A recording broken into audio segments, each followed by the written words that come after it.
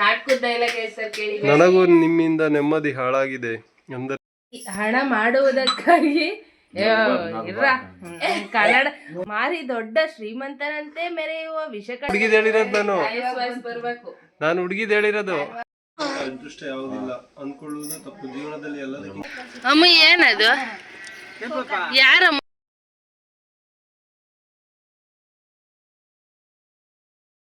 Hi hello guys, good morning, welcome back to our channel. ಎಲ್ಲರೂ ಹೇಗಿದ್ದೀರಾ?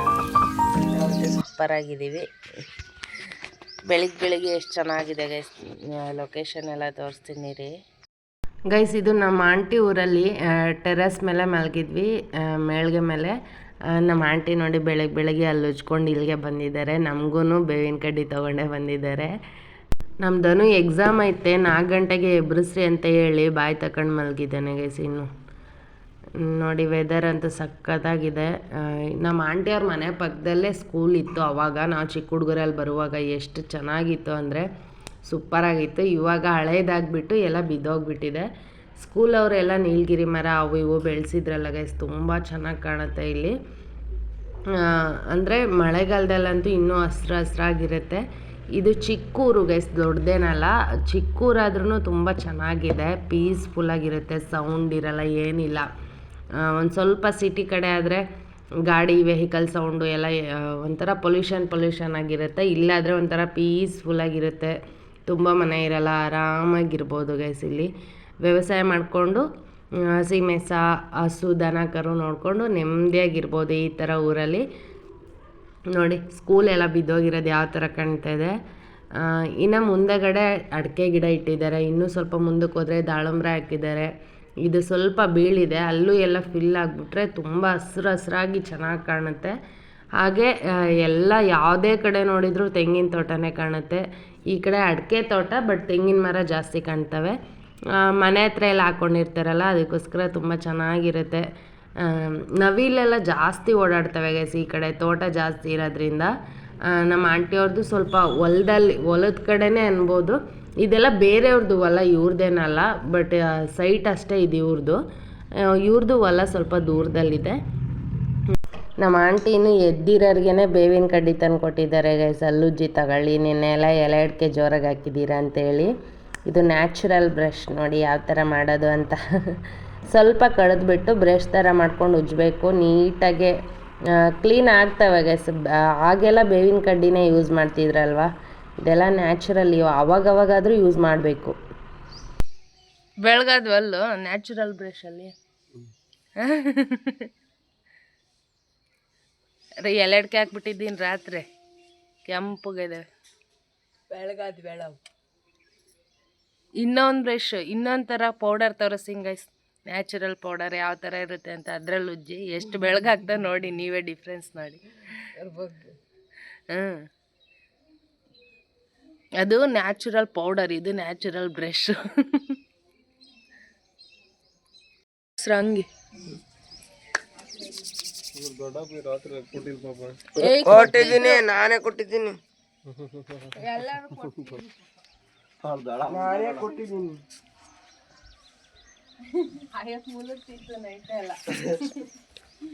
ಅವಾಗ ನಾನು ಮಳೆ ಸ್ಟೇಜ್ ಬಂದಿದ್ದು, ನಾನು ಬರುತ್ತೆ ಮಳೆ ಅನ್ಕೊಂಡೆ. ಜಶಂತ ಇದೇ ಖುಷಿಗೆ ಒಂದು ಎಳ್ನೀರು ಕೀಳಪ್ಪ. ಇವೆಲ್ಲ ಸೆಂಟ್ರ್ ಗಿಡದಾಗ ಕೀಳ್ಬೇಕು. ಯಾವ ಸೆಂಟ್ರ್ ಗಿಡದಾಗ ಅಪ್ಪ ಕೀಳು ಅಂದ್ರೆ ಯಾವ್ಯಾವ ಬತ್ತ ಕೀಳಿಸ್ಬೇಕು. ಈಗ ಕೇಳ್ರಿ ಅವನೊಬ್ಬ ಇಲ್ಲಲ್ಲ,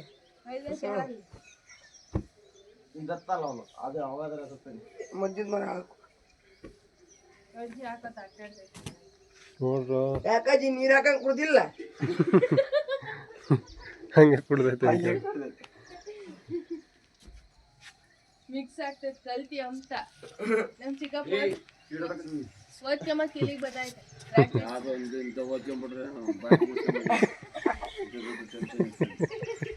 ಟೆನ್ಷನ್ ಎಲ್ಲ ತೆಗ್ದಕ್ ಓದ್ಕ, ನೀನ್ ಆರಾಮಾಗಿರ್ಬೇಕು.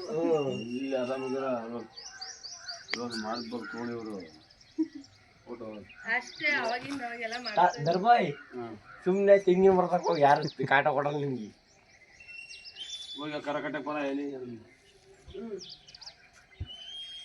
ಒಂದ್ ಯಾವ್ದೋ ಶಾಪ ಕೊಡ್ರ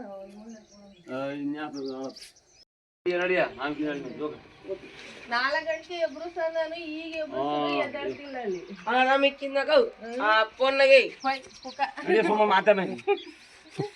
ಫೋನ್ ಇಲ್ಲ ಬಂದು ನೋಡ್ತೀನಿ.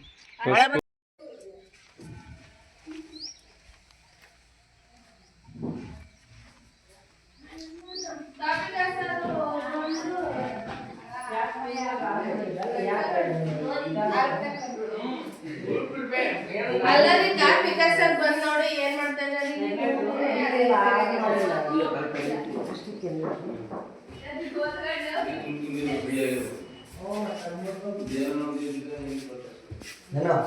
ಚೆನ್ನಾಗ್ ಮಾಗೋಯ್ತಾ ಇದ್ದ ರಮ್ಯಾ. ಏ ಹೋಗಿ ಯಾಕೆ ಫೋನ್ ಇಟ್ಕೊಂಡಿದ್ದೀರಿ? ಇವ್ ಕಿವಿ ಕಿಕ್ಕಿಣ ಮನೆ ಕೇಳ ಫೋನ್ ಎಲ್ಲೋಡು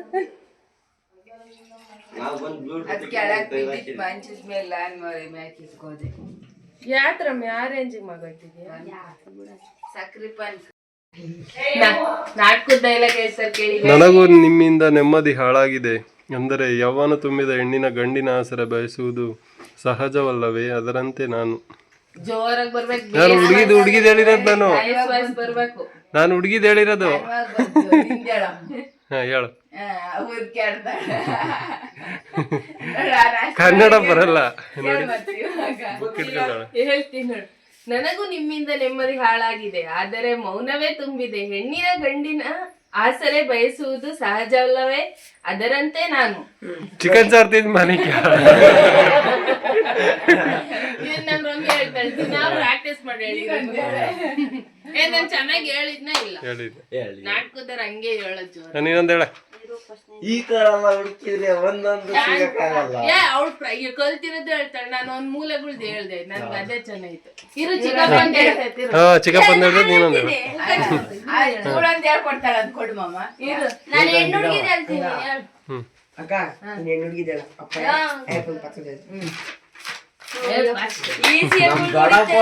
ಪೇಪರ್ ಎಲ್ಲ ಚಿಟ್ಟಾಕಿದಾರೆ.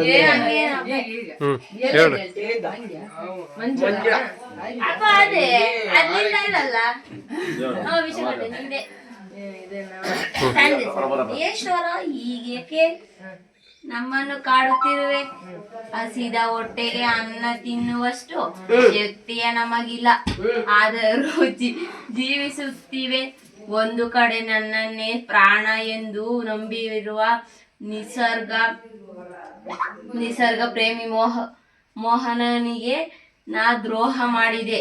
ಆದರೆ ಬಾಳಬಳ್ಳಿ ಹಬ್ಬಿಸಲು ಮರುಳಿಯನ್ನು ನಾ ಮೆಚ್ಚಿಕೊಂಡೆ. ಒಂದ್ ಬಿಟ್ಕೊಡ್ರಿ ಇವಾಗ. ಎಂದು ಹೇಳುವ ಪ್ರೇಮಿಗಳು ಇನ್ನು ಈ ಭೂಮಿಯಲ್ಲೇ ಇದ್ದಾರೆ. ಅಂದರೆ ಪ್ರೀತಿಗೆ ಎಂದು ಸಾವಿಲ್ಲ. ನೀನು ಸಾಯುವುದು ಬೇಡ. ನಿನ್ನ ದೇಹ ಸುಖ ನಾನು ನೀಡಿದರೆ ನೀನು ರಾಣಿಯಾಗುವೆ. ಸೂಪರ್.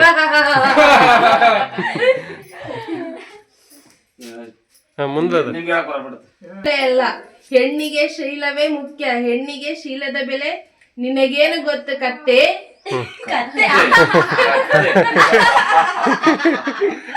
ಶೀಲದ ಬೆಲೆ ಶೀಲವತಿ ಎಂದು ರಸ್ತೆ ಮೇಲೆ ನಿಂತು ದಾರಿಯಲ್ಲಿ ಹೋಗುವ ನಮ್ಮಂತ ಧನಿಕರನ್ನು ಕೈ ಮಾಡಿ ಕರೆಯುವ ನಿಮ್ಮಂತ ಬೀದಿ ಸುಳೆಯರಿಂದಲೇ ಈ ನಮ್ಮ ನಾಡು ವೇಷಯ ಬೀಡಾಗಿದೆ.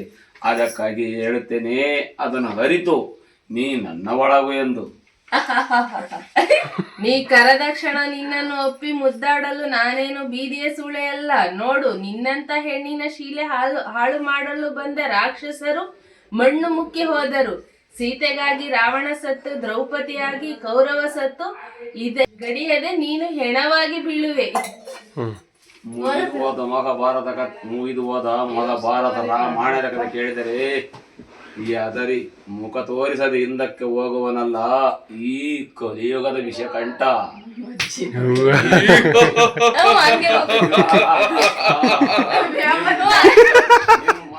ಬಾಲಕಿಯರಲ್ಲಿ ಬೆತ್ತಲೆಯನ್ನಾಗಿ ಬಿಟ್ಟು ನಮ್ಮಂತ ಧನಿಕರನ್ನೇ ಕಳಿಸಿದ್ದಾನೆ ಆ ಅನ್ನ ದೇವರು. ಅದಕ್ಕಾಗಿ ಹೇಳುತ್ತೇನೆ, ನೀ ನನ್ನ ಒಳಗು ಎಂದು. ಮುಚ್ಚು ಬಾಯಿ ಕತ್ತೆ. ಇನ್ನೊಂದು ಸಾರಿ ನೀವು ಈ ರೀತಿ ಮಾತನಾಡಿದ್ದು ಕೈ ಹಿಡಿದು ಈ ಕನ್ನಡ ತಾಯಿಗೆ ಕೀರ್ತಿ ತರುವೆ. ಅದೇ ಬಿಟ್ಟು ನಿನ್ನಂತ ಮೂರ್ಖನಿಗೆ ತಲೆಬಾಗಿ ಈ ಸಮಾಜದಲ್ಲಿ ಸಮಾಜ ಇದೊಂದು ಸುಳ್ಳಿನ ಸಮಾಜ. ಈ ಆಳು ಸಮಾಜದಲ್ಲಿ ಮುಂದೆ ಹೇಳು. ನನ್ನ ಗಂಡತಿಗೆ ಅದಿಲ್ಲ. ಐತೆ ತನ್ನ ಗಂಡನಿಗೆ ಕರೆತಿ ಎಂದು ಹೇಳಿ ಮೈದನೊಂದಿಗೆ ಸೆರಗಾಸಿಕೊಳ್ಳುವಷ್ಟಿಲ್ಲ ಈ ಸಮಾಜದಲ್ಲಿ.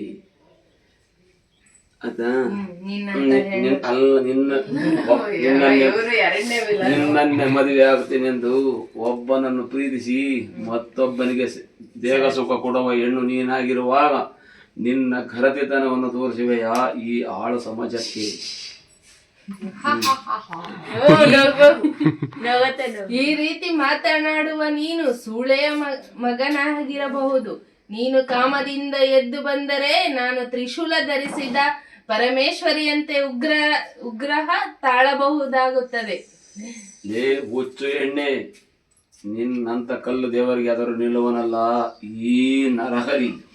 ನಿನ್ನ ಯೌವನ ತುಂಬಿದ ದೇಹದ ಜೊತೆ ಪ್ರೇಮ ಲಿಂಗನ ಬಯಕೆಯನ್ನು ತೀರಿಸಿಕೊಳ್ಳುವೆ. ಸುಮ್ಮನೆಗೆ ಮಾತಿ ಬೆಳೆಸಿ ನನ್ನನ್ನು ರೋಚಿಗೆ ತಿಳಿಸಬೇಡ. ಈ ದಟ್ಟವಾದ ಕಾಡಿನಲ್ಲಿ ಕಾಮದಾಹವನ್ನು ಇರಿಸಿಕೊಂಡು ಮುಂಬಾಳಿನ ಜ್ಯೋತಿ ನೀನಾಗು. ಲೇ ಕಾಮದ ಪಶುವೆ, ನಾನು ನಿನ್ನ ಬಳಿನ ಜ್ಯೋತಿ ಎಲ್ಲ ಕಣೋ.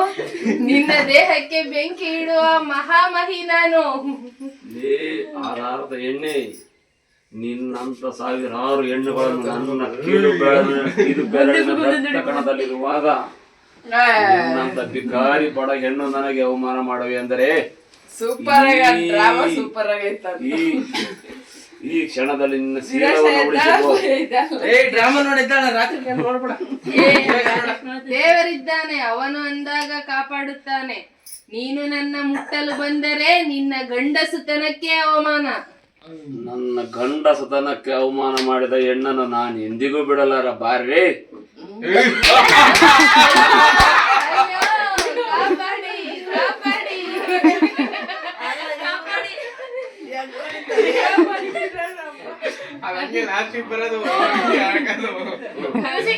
ಅಯ್ಯೋ ಕಾಪಾಡಿ ಕಾಪಾಡಿ. ಇಲ್ಲಿಂದ ಲೇ ನೀನು ಕಟ್ಟಿದ 7 ಸೂಚಿನ ಕೋಟೆಯನ್ನು ರಕ್ಷಿಸಿಕೊಳ್ಳುವೆಯ ಪಾಪಿ. ಈ ಧನಿಕನಿಗೆ ನಿನ್ನ 7 ಸುತ್ತಿನ ಕೋಟೆಯನ್ನು ಹೇಗೆ ಸಮಾಪ್ತಿ ಮಾಡಬೇಕೆಂಬುದು ಅದು ಚೆನ್ನಾಗಿ ಗೊತ್ತು ಕಣೋ. ಈ ಬಡ ಬಿಕಾರಿ ನನ್ನ ಮಗನೇ, ದ್ವಾಪರ ಯುಗದಲ್ಲಿ ನಿನ್ನಂತ ಜಲ ಬಿಡದ ಅಭಿಮಾನ್ಯನ ಸ್ಥಿತಿ ಚೆನ್ನಾಗಿ ಗೊತ್ತಾನೆ. ಅದಕ್ಕಾಗಿ ಹೇಳ್ತೇನೆ, ಇವಳನ್ನು ನನಗೆ ಒಪ್ಪಿಸಿ ಎಲ್ಲಾದರೂ ಹೋಗಿ ನಿನ್ನ ಪ್ರಾಣವನ್ನು ಉಳಿಸಿಕೋ.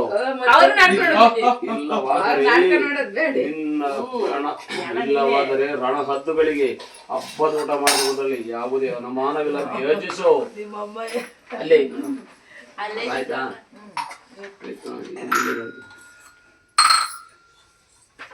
ಅಣ್ಣ ಇಂಥ ರಾಕ್ಷಸನ್ನು ಕೊಂದರೆ ವಿಷಕಂಠ ಇದು. ಲೇ ಬಾಯಿ ಬೀಡದು ಮಾತನಾಡು. ಯೌವನವಿದೆ ಎಂದು ಬಿಸಿ ರಕ್ತದ ಆವೇಶದಲ್ಲಿ ಮಾತಾಡಿದರೆ ನರಕದಾರಿ ತೋರಿಸಬೇಕಾಗುತ್ತದೆ.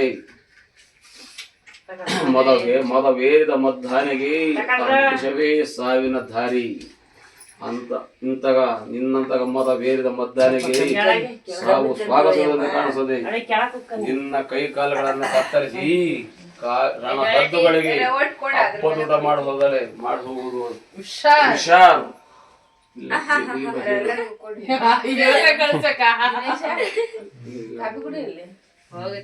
ಹೋಗುತ್ತೇನೆ. ಹೋಗೋಕ್ಕಿಂತ ಮುಂಚೆ ಹಣ ಮಾಡುವುದಕ್ಕಾಗಿ ಕನ್ನಡ ಓದ್ತಿರೋದೇ ಹೆಚ್ಚು, ತೆಲುಗು ಮೀಡಿಯಂ ಹುಡುಗಿ.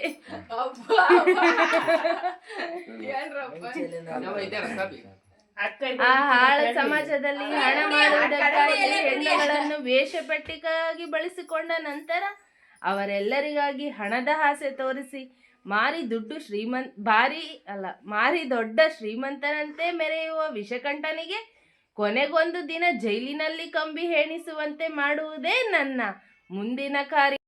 ಅದೃಷ್ಟ ಯಾವುದಿಲ್ಲ ಅಂದ್ಕೊಳ್ಳುವುದು ತಪ್ಪು. ಜೀವನದಲ್ಲಿ ಎಲ್ಲದಕ್ಕಿಂತಲೂ ನೆಮ್ಮದಿ ಮುಖ್ಯ. ಏಕೆ ಅರ್ಧಕ್ಕೆ ನಿಲ್ಲಿಸಿದೆ? ಅಲ್ಲ ಬಿಂದು, ನಿನ್ನ ಮಾತಿನ ಅರ್ಥ?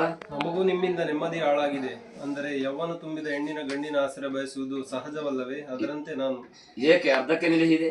ನಾನು ನಿನ್ನನ್ನು ತುಂಬಾ ಹೆಚ್ಚಿಕೊಂಡಿದ್ದೇನೆ. ನೇರವಾಗಿ ಹೇಳಬಹುದಲ್ಲವೇ? ಹೇಳುವುದಕ್ಕೆ ಸ್ವಲ್ಪ ಸಂಕೋಚ.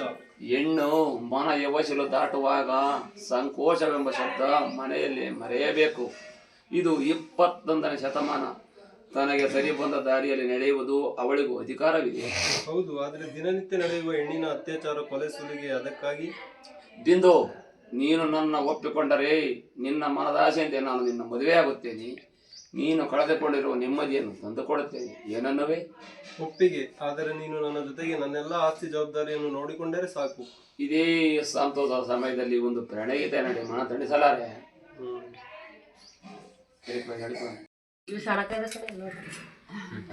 ಕೊಡಕ್ಕೆ ನಮ್ಮ ದೊಡ್ಡ ಬೇಡ, ಸಾಕು.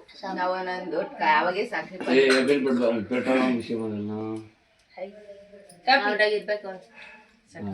ಸುಖ ಸಂಪತ್ತು ನೆಮ್ಮದಿ ಇರುವಾಗ, ನಿನ್ನಂತ ಪ್ರೇಯಸಿ ನನ್ನ ಜೊತೆಯಲ್ಲಿರುವಾಗ ನನಗೇನು ಭಯವಿಲ್ಲ ಬಿದ್ದು. ಯಾಕೆ ನನ್ನ ಬಗ್ಗೆ ನಿನಗೆ ಅನುಮಾನ? ಅನುಮಾನವೇನಿಲ್ಲ. ವಯಸ್ಸಿಗೆ ಬಂದಾಗ ಮದುವೆಯಾಗಿ ಮುಂದೆ ನೆಮ್ಮದಿಯಾಗಿರಬಹುದು. ನಾಟಕ ನೋಡ್ತಾವ್ರು. ನಾವೆಲ್ಲ ನೋಡಕ್ ಮದುವೆಗಿಂತ ಮುಂಚೆ ಎಲ್ಲ ಕನಸುಗಳನ್ನು ನೆರವೇರಿಸ. ಯಾವ್ದೋ ಪಂಚೆ ಅಂಗಿ ಇರು ನಮ್ಮಮ್ಮ ನ್ಯಾಕೆ ಅಂತೈತಿ. ಅಯ್ಯೋ ಉಂಡವಾಗ ಆಗುತ್ತೆ. ಅಮ್ಮ ಏನದು? ಯಾರಮ್ಮ ಕಲ್ಸಿದ್? ಯಾರು ಹೆಂಗೆ ಹಂಗೆ ಊಟ ಮಾಡೋದು? ಅಯ್ಯೋ ರಾಮ, ನಮ್ಮ ಹಿಮನ್ ನೋಡ್ರಿ ಇವರು. ಇದು ನೋಡಿ, ಇದು ಅಷ್ಟ್ ಚೆನ್ನಾಗೈತೆ ಸಾರು. ನೋಡಿಲ್ಲಿ ನೋಡು. ಹಂಗಲ್ಲ, ಹಿಂಗೆ. ಮತ್ತೆ ನಮ್ ಗೌಡನ್ ನೋಡಿ ಗೈಸ್. ಚಿಕನ್ ಮಟನ್ ಗೌಡ ನಿಂದು? ಮಟನ್ ಬೇಡವಾ? ಕುರಿ ಸಾರು ಬೇಡವಾ? ಏ ಗೌಡ ಕುರಿ ಸಾರು ಅಂತ ಒಯ್ರಿ.